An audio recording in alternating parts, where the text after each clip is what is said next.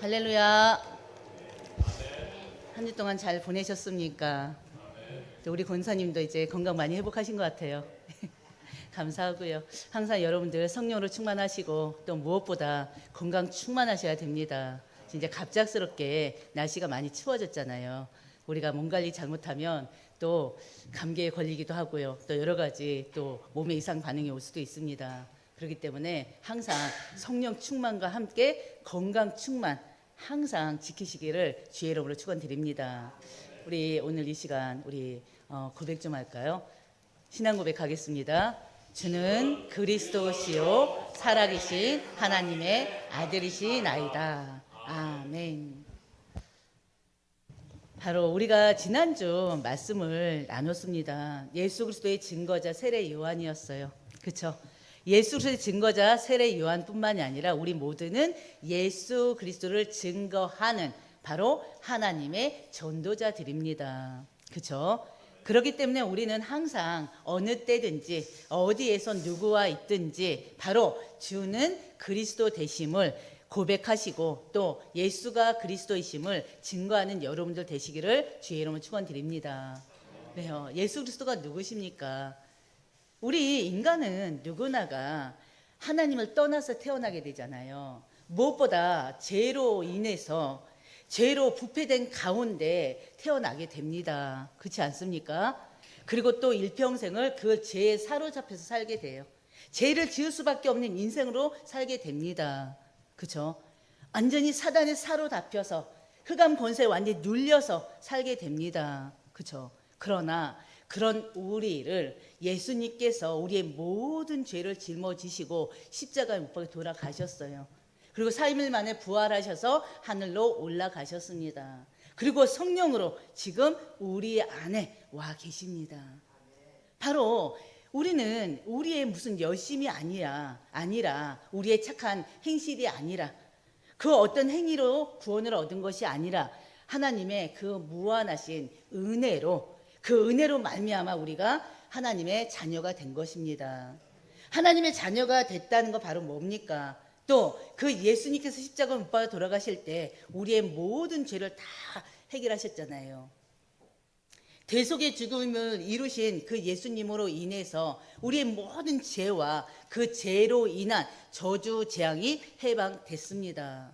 그리고 또 무엇보다 개인을 망가뜨리고 가정을 무너뜨리고 또 모든 정치, 경제, 문화의 속의 역사는 흑암의 권세를 예수 그리스도께서 완전히 무너뜨리셨습니다. 그리고 또 우리에게 하나님의 자녀된 우리에게 이제는 그 흑암 저주 재앙을 이길 수 있는 능력이 임했어요. 우리 개인의 힘이 아니라 우리 안에 들어오신 우리 안에 내주하신 그 성령으로 인해서 우리가 흑암 저주 재앙을 이길 수 있는 신분과 권세가 주어진 것입니다. 그렇기 때문에 우리가 날마다 어디에서 무엇을 하든지 누구와 있든지 바로 예수 그리스도를 자랑하는 입술이 되시기를 주의 이름으로 축원드립니다. 우리 지난주 말씀 다시 한번 기억해 볼까요? 기억하면서 다시 한번 정리하면서 혹시나 내가 지난 한 주 동안에 이 말씀대로 살았는지 아니면 이 말씀을 완전히 내려놓고 이 말씀을 완전히 이렇게 멀리 두고 살았는지 다시 한번 생각해 보시고 되돌아보는 시간 되시길 바랍니다. 지난주 말씀이 예수 그리스도의 증거자 세례 요한이었어요. 세례 요한은 구약의 마지막 선지자죠. 구약의 마지막 선지자로서 예수님보다 6개월 먼저 나신 분이에요. 왜 6개월 먼저 오셨습니까? 예수님이 오실 길을 미리 예비하러 온 것입니다. 하나님이 보내셨습니다. 요한복음 1장 5절을 보면요. 빛이 어둠을 비치되 어둠이 깨닫지 못하더라 하셨던 것처럼 생명의 빛 대신 예수 그리스도께서 이 세상에 오셨는데도 세상이 그 빛을 깨닫지를 못해요. 알지도 못하고 깨닫지도 못해요. 그 빛을 받아들이지도 않아요. 그렇기 때문에 하나님께서는 바로 그 어둠 가운데 있는 그들을 구원하기 위해서 그들을 빛 가운데로 인도하기 위해서 바로 세례 요한을 보내신 것입니다. 한마디로 세례 요한은 하늘로부터 보내심을 받은 선지자예요. 바로 하나님으로부터 보내심을 받아서 요한복음 1장 7절 그 빛에 대하여, 그리스도의 빛에 대하여, 생명의 빛 대신 그 예수 그리스도의 빛에 대하여 증언하고요. 모든 사람이 빛 대신 예수 그리스도를 믿게 하는 것입니다. 또 우리가 해야 될 일이기도 하고요. 예수님께서는 바로 그런 세례 요한을 뭐라고 했다고 했죠? 여러 번 말씀드렸죠. 마태복음 11장 9절에서 11절에 세례 요한은 선지자들보다 더 나은 자라 하셨고요. 또 여자가 낳은 자 중에서 세례 요한보다 더 큰 자가 없다고 했습니다. 그렇죠. 그런데 또 중요한 거 한번 기억하십니까? 기억나십니까? 세례 요한보다 더 큰 자가 없다고 했는데 여자가 낳은 자 중에서, 근데 세례 요한보다 더 큰 자가 있다고 그랬어요. 누구라고 했습니까? 누구요? 누구라고 그랬죠? 구원받은 우리들, 천국의 백성들, 하나님의 백성들, 천국 보좌의 비밀을 알고 누릴 우리 하나님의 자녀들을 세례 요한보다 더 큰 자라고 했잖아요. 우리가 바로 그런 사람들이에요. 그렇기 때문에 세례 요한이 증거했던 예수 그리스도를 증거하는 자로, 예수 그리스도를 나타내는 자로, 예수 그리스도를 마음껏 누리는 자로 여러분들이 그 은혜 누리시길 바랍니다. 그 증인이 되시기를 주의 이름으로 축원드립니다. 바로 예수님께서 공생애를 시작하셨어요. 본격적으로 제자들과 함께 이제는 공생애 사역을 시작합니다. 그 사역이 바로 뭐냐면 세례를 주는 거였어요. 근데 예수님께서 세례를 베풀기 시작하면서요, 세례 요한을 따르던 많은 무리들이 예수님께서 베푸신 그 세례를 받기 위해서 줄을 섭니다. 그 예수님께 갑니다. 그리고 또 그 속에 그 줄 중에서는 예수님의 제자가 되기도 합니다. 그것 때문에요, 세례 요한의 제자들이 불만 불평이 완전히 가득했었어요. 예수님의 인기가 높아지고요, 예수님의 세력은 강화되는데 자신들이 따르는 세례 요한의 인기는 점차적으로 낮아지는 거예요. 그러면서 그 세례 요한의 또 세력은 바로 약화되는 것을 이들은 어떻게 보면은 불안하고 걱정되는 것입니다. 그래서 바로 이 세례 요한에게 얘기를 합니다. 그 불평과 불만을 얘기를 합니다. 그런데도요, 세례 요한은 그 어떤 것에도 절대 동요하지 않습니다. 마음에 동요가 없어요. 오히려 많은 사람들이, 특히나 자기를 따르는 사람들이, 특히나 자기의 제자들이 예수님께 가는 것을, 예수님의 제자가 되고 예수님께 세례 받기 위해서 몰려간 것을 오히려 감사함으로 기쁘게 여깁니다. 그러면서 고백했어요. 뭐라고 고백했다고요? 예수님은 흥하고 나는 쇠하여진다. 예수님의 이름만 나타나면 된다. 예수님의 인기만 높아지면 된다. 예수님의 권세만 높아지면 된다, 이거예요. 예수님을 따르는 사람들만 많아지면 된다. 나를 따르는 사람들은 갈수록 적어져야 된다. 내 이름은 갈수록 그들로부터 점차적으로 사라져야 된다, 이겁니다. 바로 그게 세례 요한의 믿음이었고 세례 요한의 고백이었습니다. 그러면서 세례 요한은요, 바로 자신들의 그 제자들에게 예수 그리스도를 증거합니다. 바로 하늘에서 주신 바 아니면 사람이 아무것도 받을 수 없다고 하면서 예수님께서 가지신 그 모든 지혜와 능력과 권세와 은혜와 그 모든 것들이 다 하나님께부터 온 것임을 얘기를 합니다. 그렇기 때문에 하늘로부터 오신 예수님은, 바로 성자 하나님이신 그 예수님은 나 인간과 이 땅의 것을 말할 수밖에 없는 이 땅의 인간인 나와는 절대 어떻게 해요? 비교 대상도 안 된다는 걸 얘기합니다. 예수님이 누구라고 그랬어요? 만물 위에 계신 분이세요. 하나님의 말씀 그 자체이세요. 만물을 주관하시는 분이세요. 하나님께서 바로 성부 하나님께서 성자 하나님을 바로 이 만물의 주관자로 세우셨어요. 만왕의 왕으로 세우셨어요. 바로 세례 요한은 제자들에게 그 얘기를 하는 것입니다. 그러면서 뭐라고 그랬어요? 이 예수 그리스도를 믿고 예수 그리스도를 구주로 영접하여 예수 그리스도를 믿고 그 예수님의 말씀에 순종하는 자는 영생을 얻지만 그 예수님을 거부하고 그 말씀을 듣지 않고 또 부신하는 자에게는 진노가 임한다는 거예요. 우리가 바로 하나님의 은혜로 예수님을 구주라 영접하게 됐고요. 바로 그 하나님의 은혜로 이제는 그 안에서 참 기쁨과 참 행복을 누리고 있습니다. 참 감사를 회복하는 여러분들 되시길 바랍니다. 그 속에서. 그렇기 때문에 바로 특히나 저 세상에 하나님을 알지 못하고 믿지 아니하고 성경 66권의 이 말씀 또한 또 이스라엘의 역사서라고 믿는 저들에게 증거해야 됩니다. 이 성경 66권의 말씀은 이스라엘의 역사서가 아니라 하나님의 모든 인류에게 주신 하나님의 말씀임을 우리가 가서 선포해야 됩니다. 그 말씀, 성경 66권의 말씀 속에 오실 메시아와 오신 메시아, 다시 오실 메시아를 증거했음을 우리 입술을 통해서 그들에게 전달돼야 됩니다. 그렇기 때문에 우리 모두가 이 시간 또다시 다짐하는 거예요. 바로 예수를 증거하는 전도자가 되기 위해서 또 다짐하고 도전하는 시간이 되시기를 주의 이름으로 축원드립니다. 그럼 오늘의 말씀의 제목이 뭘까요? 영원히 마르지 않는 생명의 샘물이에요. 그럼 결론부터 얘기하면 영원히 마르지 않는 생명의 샘물은 누구를 얘기할까요? 오직 예수 그리스도를 얘기하는 것입니다. 바로 첫 번째 우리가 나눌 말씀은요, 복음을 전파하시기 위해서 유대에서 갈릴리로 떠나시는 예수님에 대한 말씀이에요. 바로 1절에서 4절 말씀입니다. 1절을 보면 예수님께서요, 제자를 삼고 세례를 베푸는 것이 요한보다 많다는 말을 바리새인들이 들은 줄을 아셨다고 했어요. 이 세례는 2절에 바로 예수님께서 직접 친히 베푸신 건 아니었고요. 바로 예수님의 이름으로 누가요? 예수님의 제자들이 베푼 세례였습니다. 그럼에도 불구하고 많은 사람들이 예수님을 따르고 예수님의 제자가 되는 것을 예수님 스스로가 어떻게 해요? 세례 요한이 마음껏 세례를 할 수 있도록 그 자리를 피해 주시는 것입니다. 세례 요한이 사명을 감당할 수 있도록 그 어떤 것에도 요동하지 아니하고, 세례 요한은 절대 요동하지 않지만 그 어떤 것에도 요동하지 아니하고, 바로 세례 요한이 그 명이 다하는 날까지, 생명이 다하는 그날까지 하나님이 주신 그 사명을 감당하라고 예수님께서 빠지시는 것입니다. 예수님은 그런 분이세요.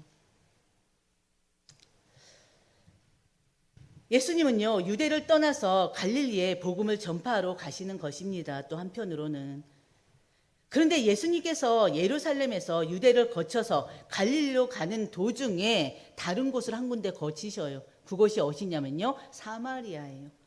예수님께서 갈릴리로 가시는 도중에 사마리아를 거쳐서 가십니다. 본문 4절 말씀이죠. 본문 4절에 뭐라고 그랬어요? 통과하여야 하겠는지라 그랬어요. 그 말은 예수님께서 사마리아를 통해 갈릴리로 가시는 것은 이미 정해져 있는 것이라는 것입니다. 유대인들은 사마리아 사람들을요, 개돼지 취급하고 있다는 거 여러분도 이미 알고 계시잖아요. 그렇기 때문에 유대인들은요, 사마리아 땅을 절대 밟지를 않아요. 어떤 경우도 밟지를 않아요. 유대에서 갈릴리로 갈 일이 있으면요, 아무리 먼 거리라도 돌아갈 정도입니다. 바로 유대가 있으면 여기가 사마리아고요, 중간에 사마리아 있고 그 이후에 갈릴리가 있어요. 바로 직진하면 3일 걸려요. 근데 뺑 돌아가면 6일이나 걸리는 길이에요. 그럼에도 불구하고 그 먼 거리를 돌아서 갈 정도로 이 사마리아 사람들을 개돼지 취급하고요, 사마리아 땅을요, 저주받은 땅이라 여기고 그 땅을 밟으려고도 하지 않습니다. 이건 하나님이 주신 생각이 아니에요. 하나님이 주신 거 아니에요. 인간 스스로가 품고 있는 마음이에요.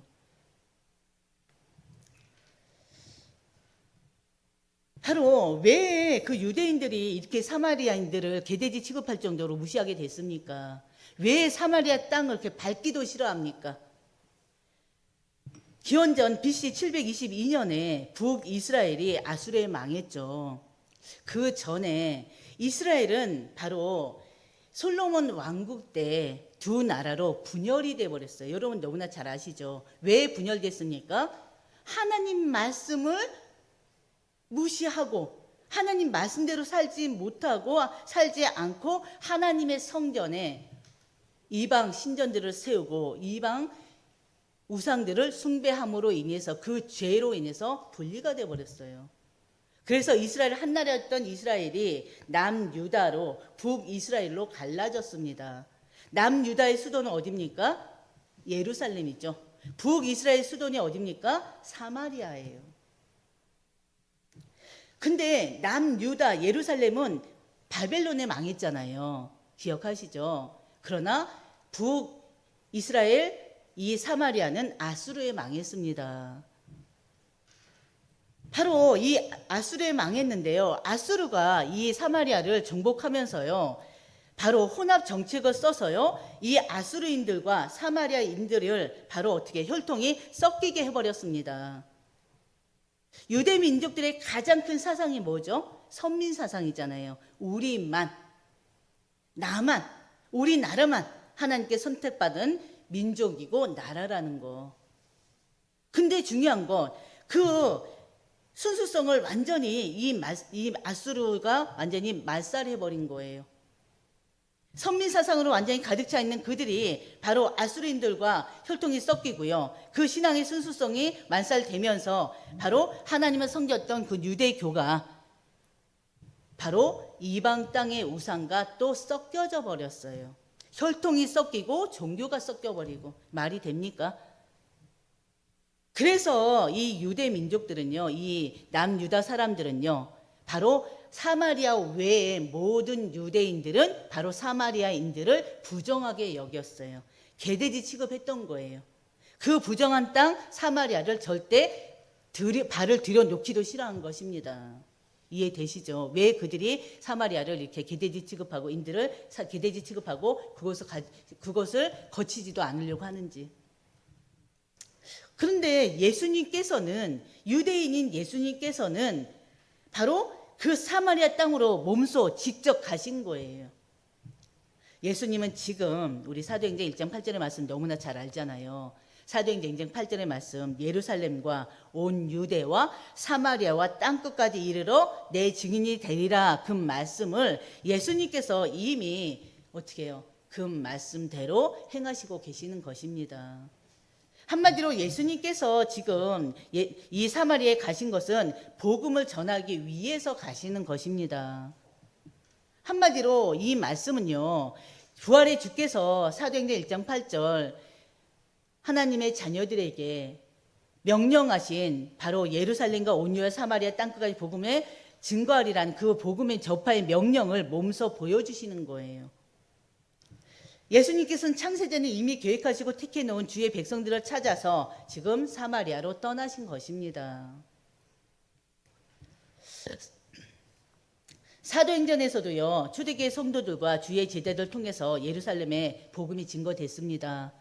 근데 하나님께서는 어떻게 했어요? 예루살렘 복음화로 끝내지 않으시고 이제는 그들을 유대와 사마리아로 흩으셨잖아요. 그래서 이방 나라에까지 복음이 증거되게 하셨습니다. 그게 하나님의 방법이에요. 사도행전 8장 1절 보면요. 8장 1절 보면 그날에 예루살렘에 있는 교회에 큰 핍박이 나서 바로 사도 외에는 다 유대와 사마리아 모든 땅으로 흩어지니라 그랬어요. 그날에 그 핍박이 뭐였습니까? 사도행전 8장? 스데반이죠. 스데반의 죽음이죠. 스데반의 죽음으로 인해서 바로 예루살렘의 모든 성도들이 또 예수님의 제자들이 다 흩어진 것입니다. 이방 나라로. 거기서 바로 복음을 증거한 겁니다. 두 번째 우리가 나눌 말씀은요, 사마리아 여자를 찾아가신 예수님이세요. 바로 5절에서 9절 말씀입니다. 예수님께서는 5절 사마리아 수갈하는 동네에 이르렀습니다. 6절에 보면요, 거기 또 야곱의 우물이 있더라 그랬고요. 예수께서 길 가시다가 피곤하여 우물 곁에 그대로 앉으시니 때가 6시쯤 되었더라 그랬어요. 바로 유대인의 시간인 6시, 지금 우리로 따지면 낮 12시인 거예요. 이 낮 12시에 물을 길러 나올 자기의 백성을 만나시기 위해서 예수님께서는 피곤하여 우물가에 주저앉으셔야 할 정도로 지금 서둘러서 그 길을 가신 것입니다. 성자하신 하나님이신 우리 주께서는요, 자기 백성을 구원하기 위해서 그 한 걸음에 그 먼 길을 고단하게 달려오신 것입니다. 뭐 때문에요? 한 사람 영혼 구원을 위해서. 그 한 사람이 바로 사마리아 여자예요. 사마리아 땅에 주님의 택한 백성들이 거하고 있습니다. 예수님께서는 낮 12시에 사마리아 여자와 만나게 됩니다. 바로 중동 지방은 낮에는 아주 뜨겁잖아요. 그렇기 때문에 낮 12시에 다니는 사람들 거의 없어요. 특히나 이 물을 기르기 위해서 낮 12시에 물을 길르러 우물가에 올 사람은 아무도 없습니다. 그 시간에 아무도 움직이지 않는 그 시간에 아무도 물을 길르러 오지 않는 그 시간에 바로 이 사마리아 여자가 물을 길르러 야곱의 우물로 온 거예요. 그때 예수님을 만난 거예요. 어떻게 보면은 한낮에 물을 길르러 왔다는 것은 아무도 없을 때 물을 길르러 왔다는 것은 무슨 말입니까? 남의 눈을 피해서 다니는 여자인 것입니다. 그렇죠? 남의 눈을 피해서 다닐 정도로 그 여자는 지금 처지가 안 좋은 거예요. 어떻게 보면은 약자예요. 약자의 모습을 가지고 있는 것입니다. 그것만 보더라도요, 그 사마리아 여자는 그 동네 사람들과도 쉽게 어울리지 못하는 사람이란 걸 우리는 볼 수가 있습니다. 그렇다면 영적으로는 얼마나 병들어 있을까요? 그렇죠? 영적으로 얼마나 연약할까요? 참, 이 말씀을 보면서 그 여자를 상상해 봤는데 너무나 안타깝더라고요. 7절에 예수님이 그 여자에게 찾아가서 말을 거십니다. 원래 유대인 랍비는요, 대낮에 길에서 여자를 만나도 안 돼요. 특히나 대화를 나눠서도 안 되고 절대 있을 수 없는 일이에요. 근데 그 있을 수 없는 일을 예수님께서 지금 하고 계시는 것입니다. 심지어 이 유대인들은요, 자기 아내와도 유대인 납비들, 자기 아내와도 길에서 얘기를 나눌 수 없는데요. 주께서 그 여자에게 먼저 말을 거시는 것입니다. 그때 제자들이 있었다면 많이 만류했을 거예요. 절대 그러면 안 된다고 가운데서 아마 만류했을 거예요. 근데 8절 보면은 제자들이 모두 어디 갔다고 그랬어요? 먹을 것을 사러 그 동네에 들어갔다고 했습니다. 예수님께서 보내신 것입니다. 예수님께서는 그 여자에게 복음을 전하기 위해서 제자들을 모두 물리시고 제자들이 양식을 구하러 갔다가 돌아올 때까지 아주 긴 시간을 그 여자에게 복음을 전하시는 것입니다. 예수님이 물을 달라고 말을 걸자 사마리아 여자가 깜짝 놀랍니다. 왜요? 말을 걸면 안 되잖아요. 말을 걸면 안 되는데 유대인의 납비로 보이는 자가 자기에게 말을 거니 얼마나 놀랬겠습니까? 특히나 이 여자는 예수님이 누군 줄 알아요. 왜? 의복을 보면 알잖아요. 바로 사마리아 여자는 예수님이 유대인인 줄 알아보고 그래서 9절에 당신은 유대인으로서 어찌하여 사마리아 여자인 나에게 물을 달라고 합니까? 그러면서 뭐라고 그래요? 유대인이 사마리아인과 상종하지 아니합니다. 아니함이 않는데 어떻게 당신은 어찌하여 나에게 말을 겁니까? 지금 그거예요. 그러자 예수님께서는 바로 그 생수에 관한 이야기로 복음을 설명하십니다. 바로 세 번째 우리가 나눌 말씀은 영원히 마르지 않는 생명의 샘물 되신 예수님이십니다. 이 제목을 여러분들이 기억하시고 여러분들이 이 말씀을 가지고 가시길 바랍니다. 10절에 뭐라고 그랬어요? 내가 만일 하나님의 선물과 또 내게 물 좀 달라 하는 이가 누군지를 알았더라면 내가 그에게 구하였을 것이요 그가 생수를 내게 주었으리라 그랬어요. 무슨 말입니까? 예수님은 그 생수가 바로 하나님의 선물이란 것을 밝히십니다. 바로 여기서 생수는요, 원어로 흐르는 물을 말하는 것입니다. 근데 우물은 어떤 물입니까? 흐르는 물입니까? 고여있는 물이잖아요. 그 여자 앞에서 지금 그 야곱의 우물은요, 100피트 정도의 깊이라고 합니다. 이 여자 앞에는 지금 100피트 깊이의 야곱의 우물이 있을 뿐입니다. 사막 어디에도요. 그 사막 어디에도 예수께서 말씀하시는 우물 외에 흐르는 물은 전혀 없습니다. 찾아볼 수도 없습니다. 그렇기 때문에 그 여자는요, 예수님이 하신 말씀을 도대체 이해할 수가 없어요. 그러면서 또 예수님 뭐라고 했습니까? 그 생수는 바로 하나님의 선물이라고 밝히셨고요. 또 예수님 자신이 바로 하나님의 선물을 줄 수 있는 메시아임을 암시하신 것입니다. 말씀을 통해서. 그런데도 그 여자는 예수님의 말씀을 알아듣지 못하고요. 11절에 뭐라고 그럽니까? 주여 물을 기를 그릇도 없고 이 우물은 깊은데 어디서 당신이 생수를 얻겠습니까? 지금 그러고 얘기하고 있어요. 당시 사마리아뿐만이 아니라요. 사막의 오아시스에는 항상 물을 기를 수 있는 염소 가죽으로 만든 그릇이 준비되어 있습니다. 매달려 있습니다. 근데 그릇이 없다는 말이 안 맞죠. 왜 그럴까요? 바로 유대인이 사마리아 사람들이 썼던 그릇을 절대 쓰지 않기 때문에 그래요. 쓸 수 없기 때문에. 그러니까 그릇이 없다고 하는 것입니다. 왜? 예수님은 유대인이기 때문에. 여자는요, 유대인인 예수님이 쓸 그릇은 여기 없다는 말을 합니다. 12절, 우리 조상 야곱이 이 우물을 우리에게 주셨고, 또 여기서 자기와 자기 아들들과 짐승이 다 마셨는데 당신이 야곱보다 더 크냐고 묻습니다. 오히려 이 여자는요, 예수께서 주시는 생명의 샘물을 육신적인 물, 육신적인 갈증을 해결해 줄 이 세상의 물로만 생각하고 있는 거예요. 예수님은 이 사마리아 여자에게 다시 설명합니다. 그 말씀이 13절, 14절이에요. 우리 다 같이 한번 13절, 14절 한번 볼까요? 다 같이 시작. 예수께서 대답하여 이르시되 이 물을 마시는 자마다 다시 목마르려니와 내가 주는 물을 마시는 자는 영원히 마르지 아니하리니 내가 주는 물은 그 속에서 영생하도록 솟아나는 샘물이 될 것이다. 아멘. 예수님께서는 당신께서 말씀하신 생수는 그저 육신의 목을 축이는 물이 아니라 영생을 주는 생수의 강이라고 지금 말씀하는 것입니다. 이 생수는 다름이 아니라 예수 그리스도를 말하는 것이고요. 이 생수는 다름이 아니라 성령을 말하는 것입니다. 요한복음 7장 38절 39절 한번 다시 한번 다 같이 한번 볼까요? 요한복음 7장 38, 39절. 요한복음 7장 38, 39절입니다. 다 같이 합독하겠습니다. 나를 믿는 자는 그 배에서 생수의 강이 흘러나리라. 이는 그를 믿는 자의 받을 성령을 가리켜 말씀하신 것이라. 아멘. 바로 생수가 뭘 뜻한다고요? 지금 말씀 그대로 성령을 가리켜 말씀하시는 것입니다. 생수는요, 바로 성령을 가리켜 말씀하시는 것이고요. 또 반석이신 예수 그리스도의 십자가로 부어지는 바로 성령을 얘기하는 것입니다. 오직 성령이 내주하심으로 우리가 구원을 이루는 유일한 응답을 얻었어요. 바로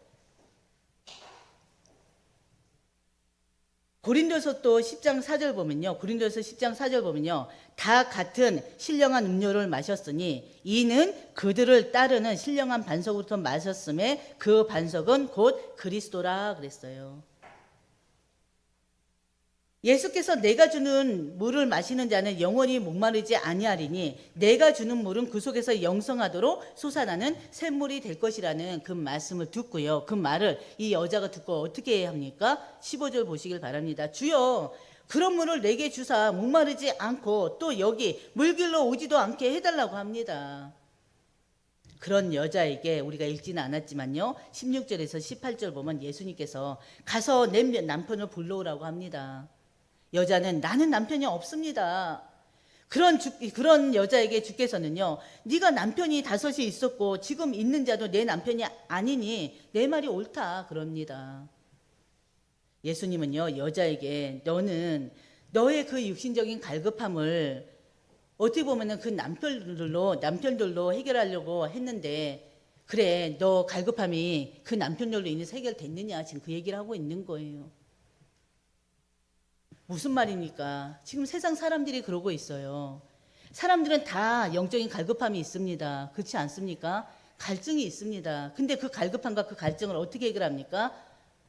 하나님의 복음을 상실한 이후에는요, 끊임없이 영적 갈증에 시달리고 있는 그 모든 사람들이, 세상 저 사람들이 복음을 거부하고요, 일상의 부와 명예와 또 음란에 빠져 살고 있습니다. 도박에 빠져 살고 있습니다. 술에 빠져 살고 있습니다. 세상에 집착하면서 여러 가지 중독으로 그 갈급함을 채우려고 하고 있습니다. 혹시나 여러분은 어떠십니까? 여러분에게도 분명히 갈급함이 있을 것입니다. 생명수 대신 예수 그리스도로 우리가 늘 충만해야 되는데 우리가 충만하지 못하고 때로는 영적인 갈급함 속에 빠져 있는 경우가 많이 있을 것입니다. 그 갈급할 때, 영적으로 갈증을 느낄 때 여러분은 뭘 찾습니까? 잘 생각해 보세요. 우리가 바로 이 사마리아 여자처럼 그 갈급함을, 그 목마름을 다른 것으로 해결하고 있지는 않습니까? 그렇지 않습니까? 그 사마리아 여자는 목마르고 부정한 여인으로 버림받은 여자였습니다. 바로 그 여자에게 예수님 스스로가요 말씀하시는 거예요. 자신이 바로 생명수임을, 영원히 마르지 않는 생명수임을, 그리고 우리 모두에게 말씀하신 것입니다. 에레미야서 2장 13절 보면요, 내 백성이 두 가지 악을 행하였나니 곧 그들이 생수의 근원되는 나를 버린 것과, 아니 우리 한번 찾아볼까요? 너무나 중요한 말씀이니까. 에레미야서 2장 13절. 예레미야 2장 13절.